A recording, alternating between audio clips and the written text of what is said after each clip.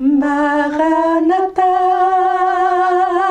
viens Seigneur Jésus, ton Église t'appelle. Ouvre des avenues nouvelles, répand dans le monde un souffle de consécration. Bonjour! Bonjour! Ici Message Lumière de la famille Myriam. Bienvenue à toi aujourd'hui. On vient faire un petit tour chez toi pour te saluer, pour t'encourager dans ton carême. On est presque rendu à la mi-carême. Ah oui, ça passe vite. Aujourd'hui, l'Évangile est... L'Évangile de Jésus-Christ selon saint Matthieu. Descendant de la montagne, les disciples interrogèrent Jésus. « Pourquoi donc les scribes disent-ils que le prophète Élie doit venir d'abord ?» Jésus leur répondit. « Élie va venir pour remettre toutes choses à sa place. Mais, je vous le déclare, Élie est déjà venu. Au lieu de le reconnaître, ils lui ont fait tout ce qu'ils ont voulu. Et de même, le Fils de l'homme va souffrir par eux. » Alors les disciples comprirent qu'il leur parlait de Jean le Baptiste. Eh oui, Élie doit venir, et il est venu, et au lieu de l'écouter, ils lui ont fait ce qu'ils voulaient. Il leur parlait de Saint Jean-Baptiste. Ça peut arriver qu'un prophète soit méprisé dans son petit pays. Il est dérangeant. Il dérange, fait qu'on veut s'en débarrasser. Ici en Russie, on avait un prophète, c'était le père Alexandre Mène. Qu'est-ce qu'ils ont fait? On s'en est débarrassé. Il était vraiment dérangeant. Il y avait aussi, au Québec, il y en avait un prophète, le père Régimbal. Puis on raconte une histoire que j'ai beaucoup aimée. Parce que le prophète, il est prophète par ce qu'il dit, mais pas seulement par ce qu'il dit, par ses gestes, par ses attitudes, par n'importe quoi. Le Seigneur passe par ce qu'il veut. Et un jour, il avait fait une conférence, il avait beaucoup de feu. Puis, il était fier de lui. Ben, disons que c'est quelque chose qui m'a été raconté, donc je peux mettre de la fantaisie. C'est peut-être pas tout conforme à la vérité. Enfin, un homme est venu le voir après la conférence, puis il lui a dit « Père Régimbal, c'est merveilleux ce que vous avez dit.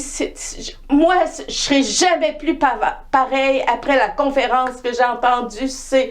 Je vais changer de vie. Il faut vraiment que je me convertisse. Priez pour moi. » Ah oui. Ah, puis le père Régimbal, il y a toujours la tentation de garder un petit peu de gloriole pour soi. Hein, tu sais, la gloriole. Fait que le père Régimbal lui dit « Ah oui, c'est quelle partie de la conférence qui t'a touché le plus? » Monsieur, il dit « C'est quand vous avez éternué dans le micro. Là, tout de suite, j'ai entendu les trompettes du jugement dernier. J'ai dit, c'est fini, je vais mourir. » Puis là, il a compris qu'il fallait qu'il se convertisse.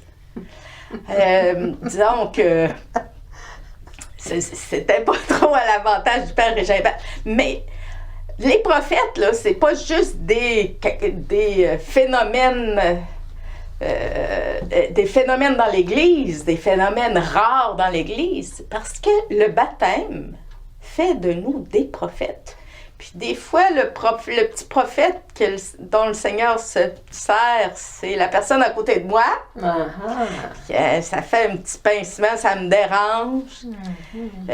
Puis des fois, c'est moi qui suis le prophète, le petit prophète pour la personne qui est à côté de moi. Puis ça se peut que je la dérange. Mais il faut que je sois à l'écoute. Il faut être à l'écoute de l'Esprit et disponible à l'Esprit. Le Seigneur, pour se servir de nous, qu'on soit des instruments dociles, il nous donne des moyens. Il nous donne les sacrements. pour avoir un cœur pur. Il nous donne aussi le secret, notre mère Jeanne disait, le secret des bouts d'amour. Hein? Tu fais les choses par amour au fur et à mesure. Tu te mets à l'écoute de l'esprit puis de faire ce que ton devoir, puis ce que le Seigneur t'inspire, tu le fais par amour. C'est aussi une bonne façon de se préparer pour être le prophète du Seigneur. Mm-hmm. Le Seigneur a besoin de prophètes. Puis on ne sait pas quand est-ce, peut-être c'est dans l'autobus qu'il se sert de nous, peut-être que c'est en passant. Marielle, elle est prophète, elle met tout le monde dans l'offrande de Jésus. C'est une grande tâche. On pourrait tous faire la même chose.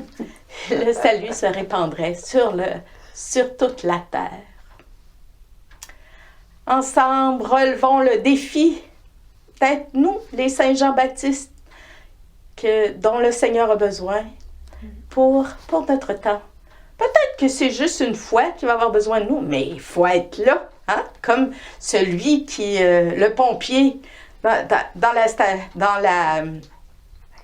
la caserne, celui faut qu'il pousse le bouton là, pour rassembler tous les pompiers.